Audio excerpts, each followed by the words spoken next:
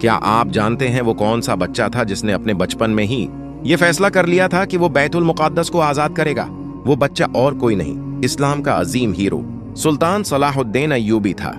छोटे थे मगर दिल में एक आग जलती थी। अक्सर अपने वालिद से कहते, अबा एक दिन मैं मस्जिद अक्सा को आजाद करूंगा। ये ख्वाब उनके दिल व दिमाग में ऐसे नक्श हो गया कि पूरी जिंदगी इसी मकसद के लिए वक्फ कर दी। बचपन में जब दूसरे बच्चे खेल कूद में मशगूल होते, वो तारीख के औराक पढ़ते, अपने वालिद और असातिज़ा से जहाद और कुर्बानी की बातें सुनते। अक्सर रात को आसमान की तरफ देखते और दिल ही दिल में सोचते, या अल्लाह मुझे वो दिन दिखा दे जब मैं तेरे घर को आजाद करा सकूं। ये एक बच्चे की दुआ नहीं थी, ये एक मुजाहिद के दिल की पुकार थी जो आने वाले वक्त में तारीख बदलने वाला था। फिर वो दिन आया जब सलाहुद्दीन पहली बार मैदान जंग में उतरे। सामने हजारों सलीबी फौजें थीं, तलवारों और नेज़ों की घनगरज थी, जमीन घोड़ों की टापों से लर्ज रही थी। लेकिन सलाहुद्दीन के दिल में सिर्फ एक सदा गूंज रही थी, या अल्लाह इस्लाम को फतह दे। उसी दिन उन्होंने साबित कर दिया कि वो सिर्फ एक सिपाही नहीं बल्कि आने वाले वक्त के फातेह हैं। वक्त गुजरता गया, सलीबियों के जुल्म और सितम ने पूरे आलम इस्लाम को हिला दिया था। यूरोप से हजारों लश्कर बैतुल मुक़द्दस पर टूट पड़े, मगर मुसलमानों के दिलों में एक ही सदा गूंज रही थी, अल-कुद्स, अल-कुद्स। मुसलमानों के घरों पर हमले होते, बच्चे यतीम किए जाते, औरतों को कैद किया जाता, लेकिन उन सब अंधेरों में उम्मीद की एक शमा रोशन थी, और वो शमा सलाहुद्दीन अय्यूबी थे।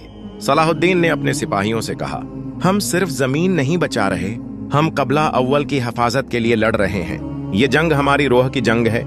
ये जहाद सिर्फ हमारी नस्ल के लिए नहीं बल्कि आने वाली अमत के लिए है। ये ईमान और ये जज्बा ही था जिसने थके हुए सिपाहियों को शेर बना दिया। फिर तारीख का वो दिन आया। हातिंग की यांग सलीबी फौज दुहाड़ रही थी, उनके झंडे आसमान को छू रहे थे। शूर ऐसा था कि कान फटने लगे, लेकिन सलाहुद्दीन के एक इशारे पर उनके मजाहिद ऐसे लपके जैसे शेर शिकार पर झपटते हैं। ऐसा वार किया कि पूरी दुनिया हिल गई। हजारों सलीबी फौजी हलाक हुए, उनके बड़े बड़े कमांडर कैदी बने, और मुसलमानों के लबों पर सिर्फ एक नारा था, अल-कुद्स करीब है। और आखिरकार वो लम्हा भी आया जिसका उम्मत सदियों से इंतजार कर रही थी। 88 साल बाद बैतुल मुक़द्दस फतह हुआ।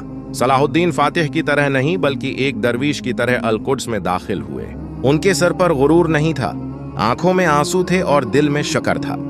सलीबी सोच रहे थे कि मुसलमानों का इंतकाम खून में डूबा होगा, मगर सलाहुद्दीन ने फरमाया, ये शहर अमन का मरकज होगा, यहाँ किसी पर जुल्म नहीं होगा।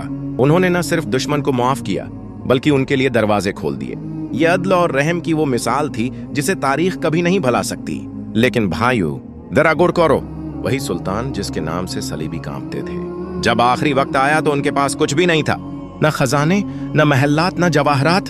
इनके कमरे में सिर्फ एक पुरानी चादर और चंद सके थे। वो बार बार कह रहे थे, ये सब कुछ दुनिया में रह गया, मैं खाली हाथ जा रहा हूं। ये था असल सुल्तान। दुनिया को फतेह किया मगर दिल आखिरत के लिए तड़पता रहा। यही असल कामयाबी है।